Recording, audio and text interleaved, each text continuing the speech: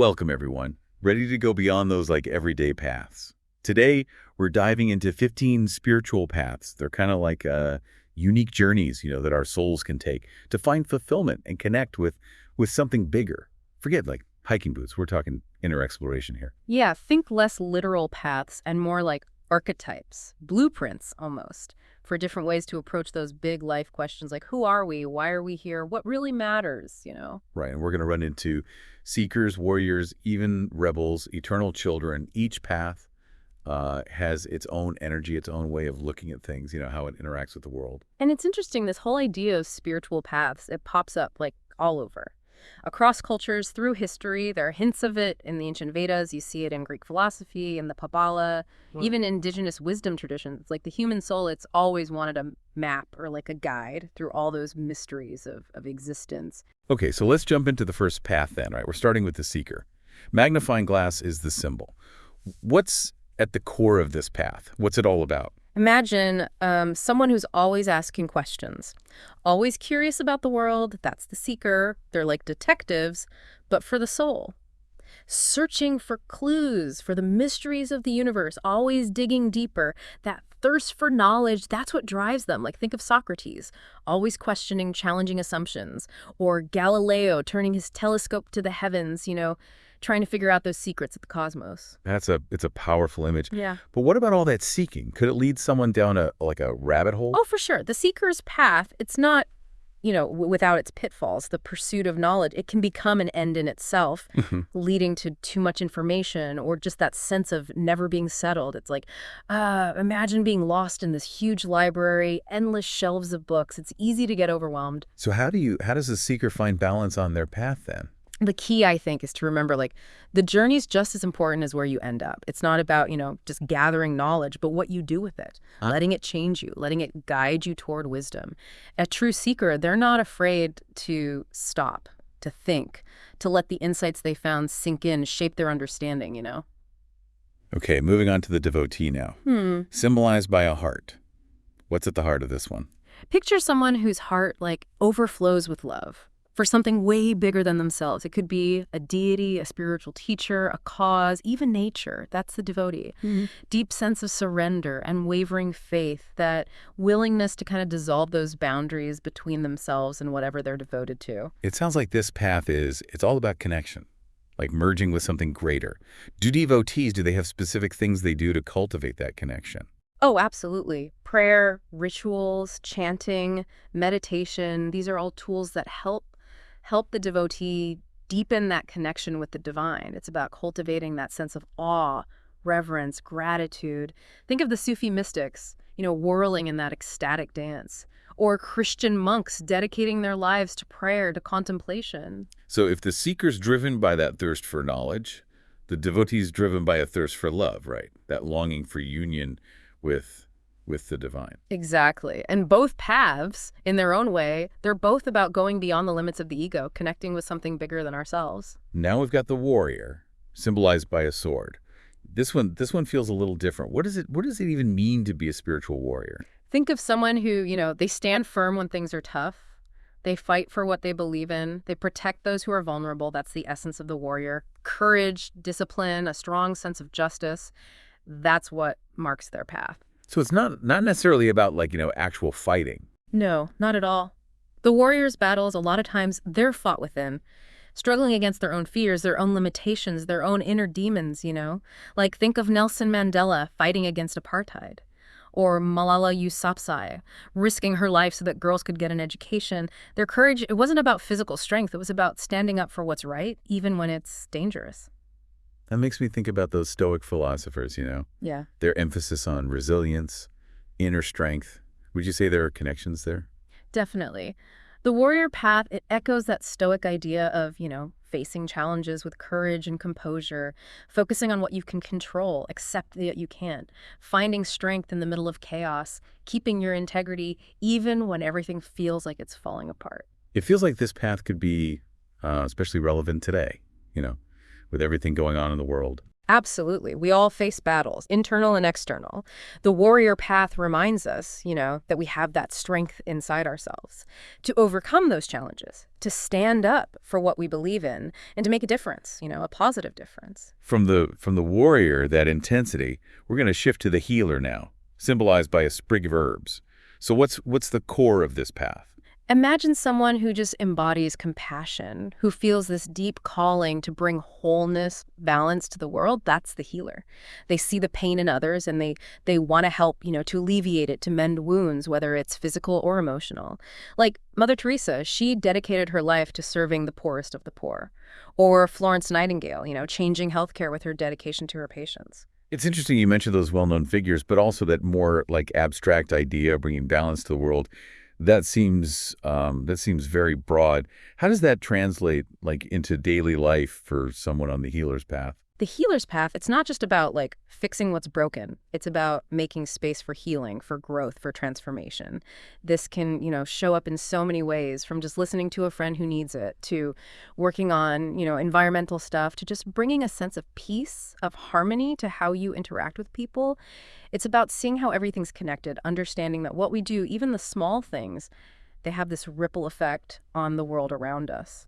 So it's not just about healing other people, but also ourselves. Yeah. And healing the world as a whole. Exactly. It's a reminder that, we're all connected. And by being compassionate, by understanding, we can create a more loving, a more harmonious world. It's about seeing that even when there's suffering, there's always that potential for healing, for growth. All right, next we have the mystic, represented by a sparkling star. This one feels pretty mysterious. What makes someone a mystic? The mystic, they're drawn to what you can't see.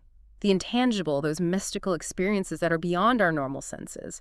Their path, it's all about directly experiencing the divine, going beyond the ego, to touch, the very essence of existence. It sounds like this path takes a lot of trust.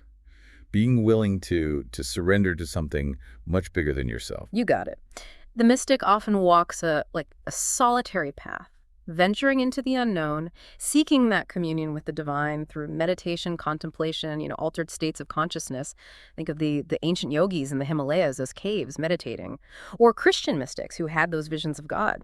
So are mystics always looking for these profound mystical experiences then? Not necessarily, no. While those experiences can be, incredibly transformative, the mystic's path is ultimately about cultivating that sense of wonder, of awe, that deep connection with the universe.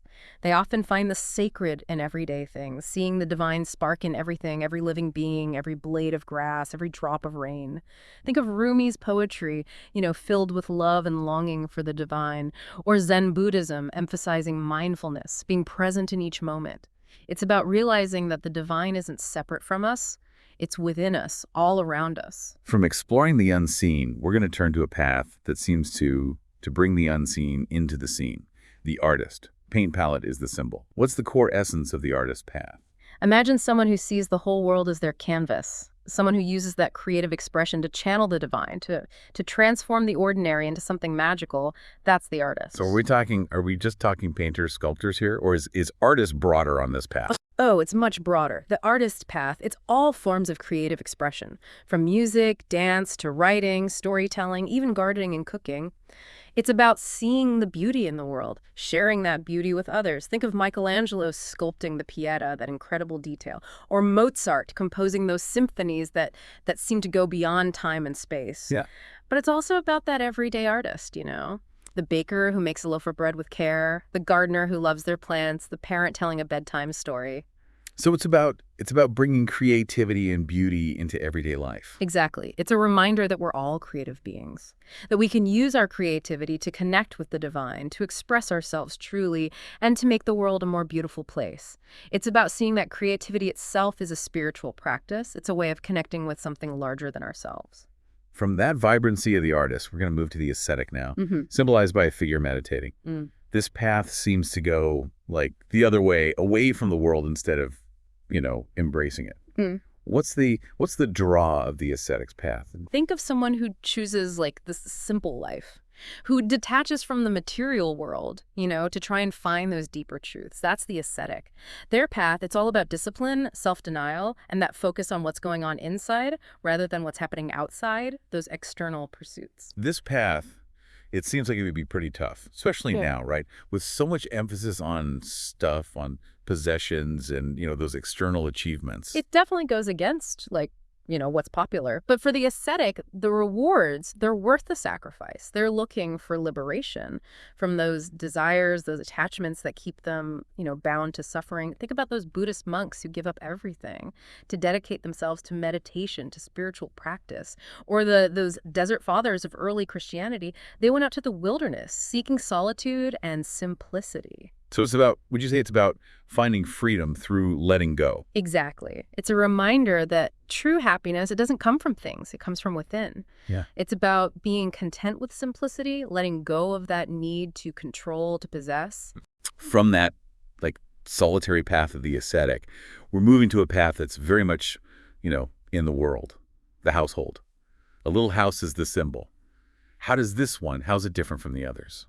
Well, a lot of spiritual paths, they emphasize being alone or like withdrawing from the world. But the household path, it finds its expression in those everyday rhythms of family, of community.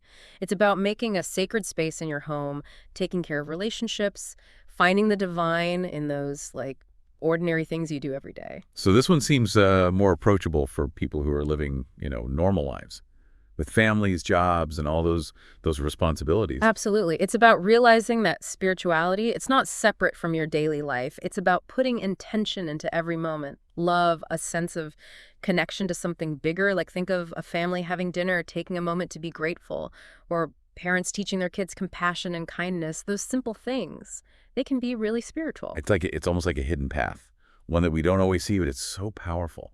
Exactly. It's a reminder that spirituality, it doesn't need those grand gestures, those extraordinary experiences.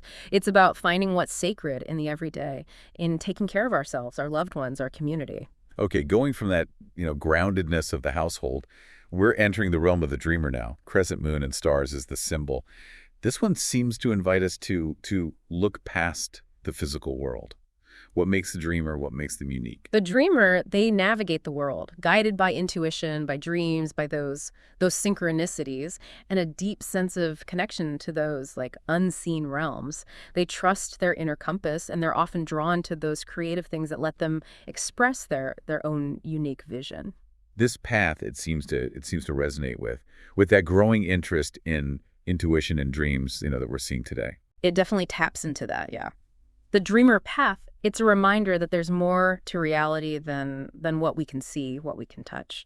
It invites us to explore our own consciousness, to pay attention to those subtle messages, that guidance that comes through, our dreams, our intuitions, even our encounters with the world around us. Think about the surrealist artists like Salvador Dali. He drew inspiration from dreams.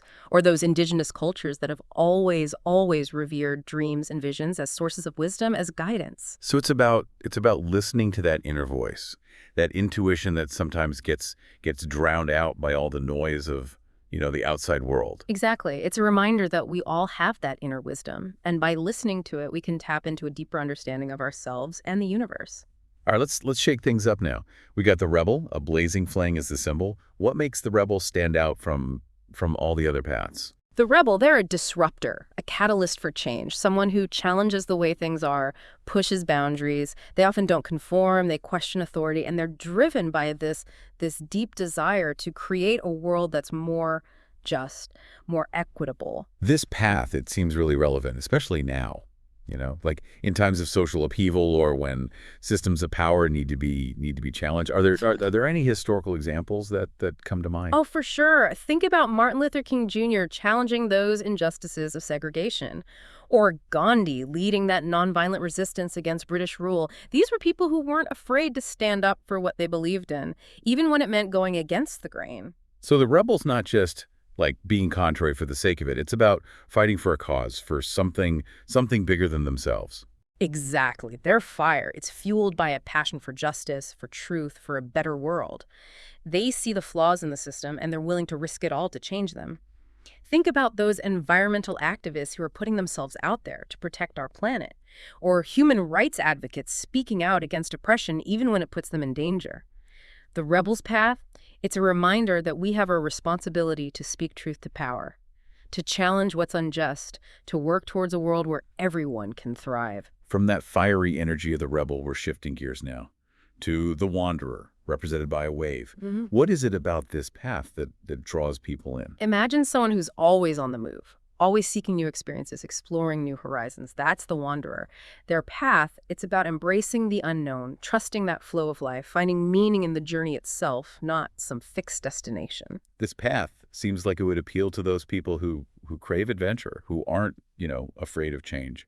Exactly. The wanderer, they're not tied down by possessions, by expectations. They value freedom, independence, and they're always open to, to new possibilities. Think about those nomadic cultures that travel the world, living in harmony with nature, or artists, writers who find inspiration in their travels, in their encounters with, different cultures. So it's not just about traveling to different places. It's about an inner journey too. Absolutely. It's a reminder that life, it's a constant process of exploration, of discovery, both internal and external. It's about being open to new experiences, new ways of seeing things, new ways of being. It's about embracing the journey, all those twists and turns, knowing that every experience, whether it's joyful or challenging, it's a chance for growth, for transformation. From the ever-moving wanderer, we're arriving at the lover now. Two entwined hearts, that's the symbol. This path, it seems to be all about connection. What's unique about the lover's path? The lover, they experience the world through their heart. They're driven by this deep desire for connection, intimacy, unity, and they often find the divine reflected in the eyes of another. So is it mainly about romantic love then? Not necessarily, no. Romantic love, it can be a powerful expression of the lover's path, but it's not, it's not limited to that. That lover's energy, it can show up in all kinds of relationships. Friendships, family bonds, a deep connection with nature, even a passion for something creative. Think about those poets, musicians who pour their hearts into their art, or activists who work tirelessly for the things they love. It sounds like the lover's path is really about expanding how much we can love. Yeah. And feeling connected to something bigger than ourselves. Exactly. It's a reminder that love, it's a powerful force for healing, for transformation. It's about opening our hearts to the beauty, the wonder of the world, letting ourselves be touched by that divine spark that's in every living being. Okay, from that warmth of the lover, we're gonna delve into the mysteries of the alchemist now, represented by an alchemical flask. This one seems to be shrouded in symbolism, in that esoteric knowledge. What makes the alchemist different? The alchemists, they're a master of transformation. They see the potential in everything, even in pain, in suffering, and they try to turn, the lead of experience into the gold of wisdom. They're always seeking to understand, those hidden workings of the universe, to use that knowledge to make positive change in themselves and the world around them. This path seems to appeal to people who are drawn to that esoteric knowledge, who have this deep desire for self-improvement. Definitely has that element, yeah. Think about those alchemists from, way back, trying to turn base metals into gold, or the seekers today who explore those ancient wisdom traditions, personal growth techniques, spiritual practices, all in that quest for self-realization. The alchemists, they're always looking for ways to refine, to purify their being, to shed those old patterns, those limitations, and to embody their highest potential. So would you say it's about a process of inner alchemy, transforming ourselves from the inside out? Exactly. It's a reminder that we all have the power to transform ourselves, to heal our wounds, to overcome our limitations, and to create a life that's more fulfilling, more meaningful. It's about seeing that the journey of self-discovery, it's an ongoing process of refinement, of transformation, and that we have the potential to become the best versions of ourselves. From that transformative energy of the alchemist, we're turning now to the keeper of stories, the storyteller. An open book is the symbol. What makes the storyteller unique? The storyteller, their soul, it's like a tapestry woven from those threads of history, of myth, of personal experience. They have this gift for taking words and making worlds out of them, bringing characters to life, shining a light on the human condition through the power of narrative. So is this path, is it just for writers, poets, or can anyone be a storyteller? Anyone can be a storyteller, yeah. Think about grandparents sharing stories of their childhood with their grandkids, or friends getting together, to talk about their adventures. It's about seeing that we all have stories, and those stories can connect us, inspire us, help us make sense of the world. It seems like the storyteller's path it's especially important today, right? In a world where we're overwhelmed with information, but we're lacking in meaning, in connection. Absolutely. The storyteller reminds us that stories have this power to shape how we understand the world, to pass on wisdom, to create a sense of shared humanity. They help us understand ourselves, understand each other better, and they give us a glimpse into that huge tapestry of human experience. And finally, we've reached the eternal child, symbolized by a playful figure. This path, it brings this sense of like lightness, joy to our exploration of, these spiritual paths. What makes the eternal child so special? The eternal child, they embody that spirit of playfulness, wonder, innocence. They see the world with like fresh eyes, finding joy in the simplest things, and reminding us not to take ourselves too seriously. This path seems like a nice antidote to all the seriousness, the stress of being an adult. It definitely offers a refreshing perspective. The eternal child reminds us that life is meant to be enjoyed, that it's okay to let go, to embrace our inner child. Think about those artists who bring playfulness to their work, or musicians who create music that makes us want to dance, want to sing. So it's about finding that spark of joy, that sense of wonder that we often, kind of lose touch with as we get older. Exactly. It's a reminder that life is a gift, and that even when things are tough, there's always room for laughter, for play, for a sense of lightness, of joy. It's about reconnecting with that sense of wonder and approaching life with like a childlike curiosity, enthusiasm. It's been so fascinating exploring these 15 paths. Each one gives us a unique perspective on the spiritual journey, and it feels like there's something here for everyone. I agree. And that brings us to an important point. These paths, they're not like boxes, are Right. they? It's not like we pick one and that's it forever. Yeah, that's a good point. They're more like archetypes, different sides of, what it means to be human. We might connect with parts of several paths or even, find ourselves drawn to different ones at different times in our lives. Like we've got this whole toolkit of like spiritual practices, perspectives to use whenever we need them. Exactly. What matters is being open to exploring, trying on those different lenses, seeing what clicks with our souls. Maybe you're drawn to those mystical experiences, but also sometimes you need that like grounded, practical side of the household path. There's no one right way to do this. And maybe by like understanding these different paths, we can understand ourselves better and the people around us, see why someone might need solitude, introspection, while someone else thrives on like connection, community. It's all part of being human. Right. This framework, it gives us a way to talk about those different approaches to life, to appreciate how diverse human experience is, and to see that underlying unity that connects us all. So it's not about finding the right path, but the one that fits our deepest selves. Yeah. The one that helps us grow, evolve, connects with something bigger. But how do we figure out which ones might resonate with us? Think back on your life. Your experiences, values, beliefs, what has drawn you in, what's challenged you, what's brought you the most joy, the most meaning. It's like looking for clues, for patterns in our own stories, right? Right. Maybe you've always been into ancient cultures, wisdom traditions. That could be a connection to the seeker path.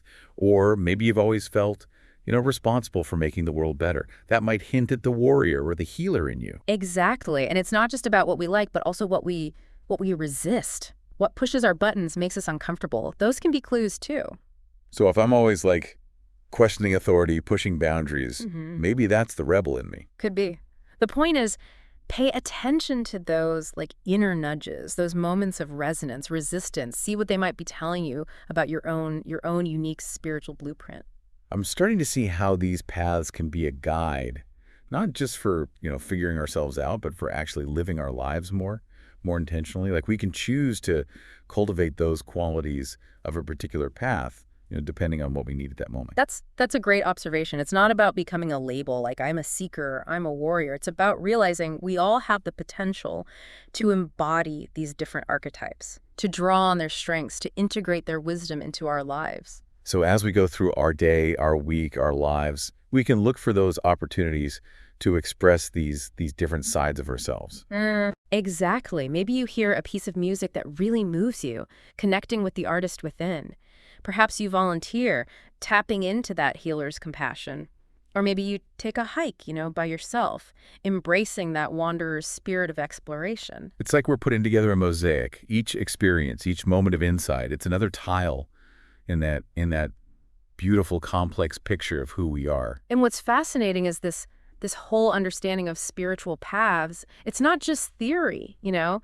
It can really change how we live, how we relate to others, how we find meaning, purpose in the world. This has been incredible. I feel like I've got a whole new way of understanding myself and all the different ways we can, approach this spiritual path. It's been great exploring this with you. And remember, this is just the start. There's always more to discover, more to learn, more to experience. Keep exploring, keep questioning, and keep following those inner nudges that lead you toward your own unique path. Thanks for joining us on this deep dive, everyone.